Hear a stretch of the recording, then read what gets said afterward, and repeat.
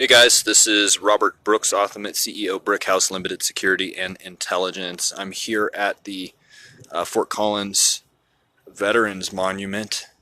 It's at a local park. It's very dark, so you might not be able to see me too well, but you can probably see the flags behind me.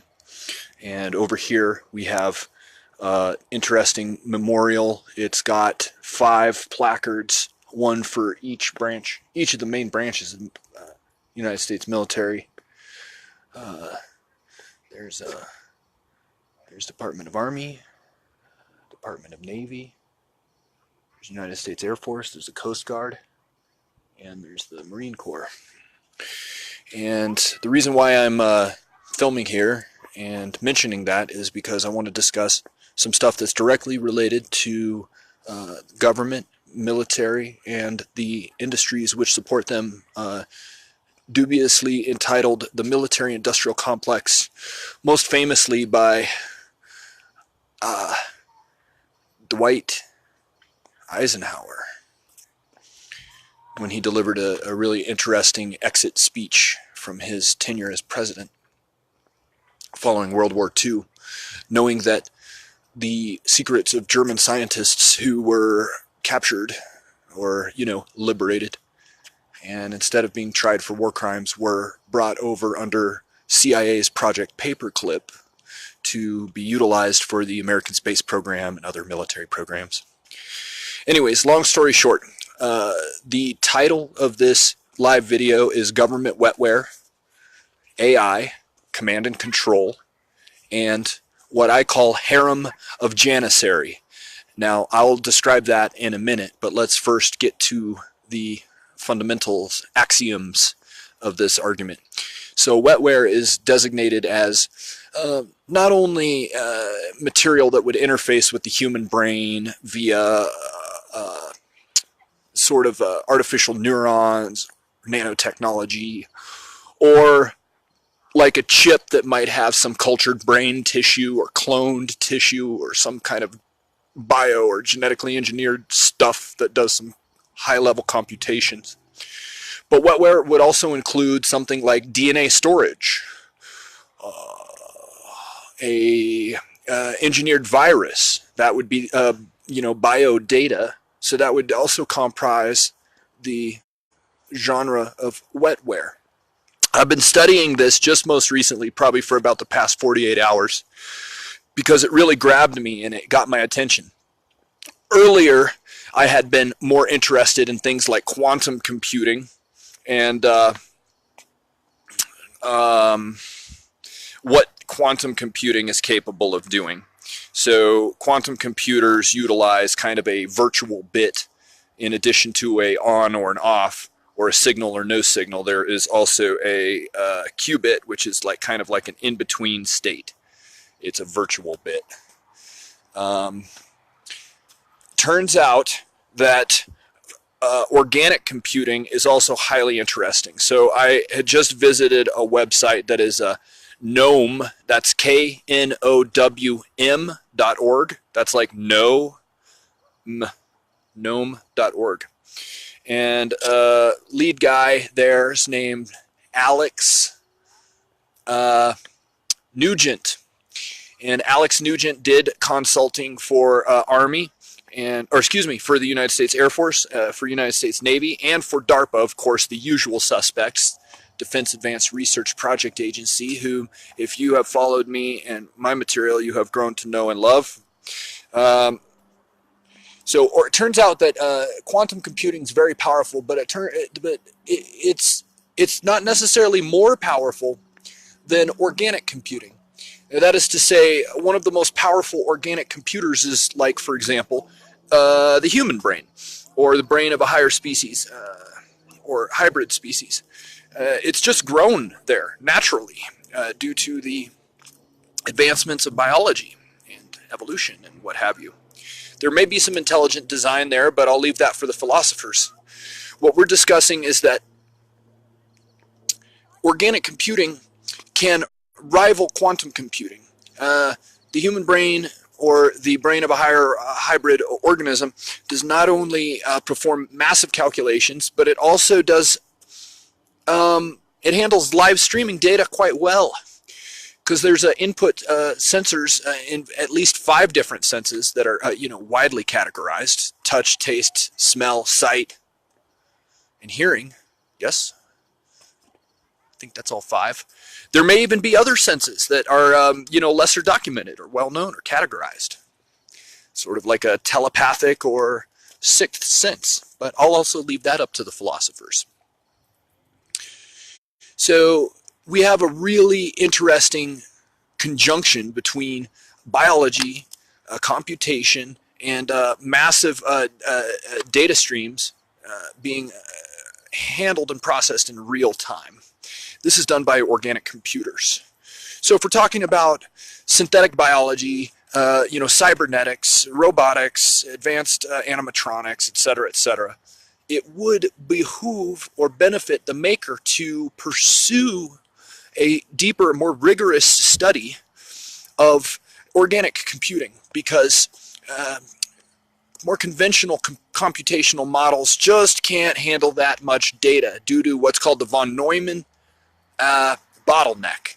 It's the moving of data from memory to processing. That's very resource intensive. So, now don't get me wrong, I don't really have the intention of becoming like a wonk or a professor or anything like that. Sometimes I just have these little flights of fancy where I get really busy learning new stuff. And I really want to stay afield of what kind of advanced technologies are being developed, especially when it concerns C4ISR. That's command, control, computers, communications, intelligence, surveillance, and reconnaissance. That's a big word, a big acronym that's used by the government and intelligence community to talk about gathering information with the new systems. So back to organic computing and system architecture. And I wanted to reveal to you a concept that I've been developing probably for about 2 years, and just most recently I paid more thought to it. And that's called harem of janissary.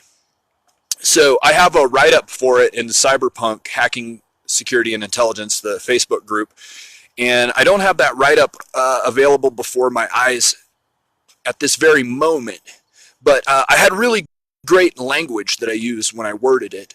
It's essentially what we're doing there with the harem of janissaries. We're designating a hierarchical or a hypervisory architecture which subsumes other architectures in a systems integration approach to problem solving. So in other words, it is a algorithm thief that takes other architectures and algorithms and combines them in a force that creates a different command and control surface to solve more complex problems by utilizing all the systems. So what I mean by saying that is that, for example, we could make a really interesting computer, right? If we took like an organic WETWARE chip, or like a human, or a hybrid, or a higher organism, we hooked them up to these, so we got these data points, and then we had, AI being handled on a neuromorphic computer, like what IBM produced with the True North system. Really incredible stuff there. I encourage you to look that up on Wikipedia. It's a short read. 4,096 processors, each with 256 virtual synapses. Really incredible. And this is just hardware. This is not, any weird science fiction stuff, but it's real. IBM produced it for the Air Force, along with DARPA, Air Force Research Laboratory. I've been following that closely too. It was quietly announced and nobody noticed. I mean, I tried to raise information about it. Anyways, long story short, we could take the computing and whatever AI processes or algorithms are out there and use them, deploy them under the harem of janissary hypervisory hierarchy architecture for a really fascinating computer. And you wouldn't have to take necessarily the output of any of the systems as over the others. You could kind of make a combination of all the data out. Okay, I just had my feed interrupted temporarily, but what I'm saying is that it would handle really complex problems from different perspectives. So sometimes when a older or singular approach or architecture is not sufficient, what you can do is combine it with other approaches in a building block-like fashion to make more sophisticated functionality. Okay, so the terminology harem of Janissary comes from some Islam terminology, where the harem is, of course, the the Shah or the king's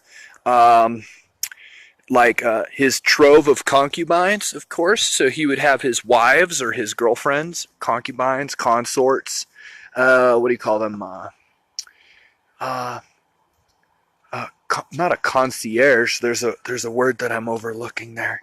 Courtesans. His courtesans would be kept in a little room and watched over by a eunuch. Okay, so they were all kind of under his control, and they were all, different aspects of the intelligence, these different women that belonged to the king. And a janissary now is also an Islam term. It's very interesting. The Turks, when they would capture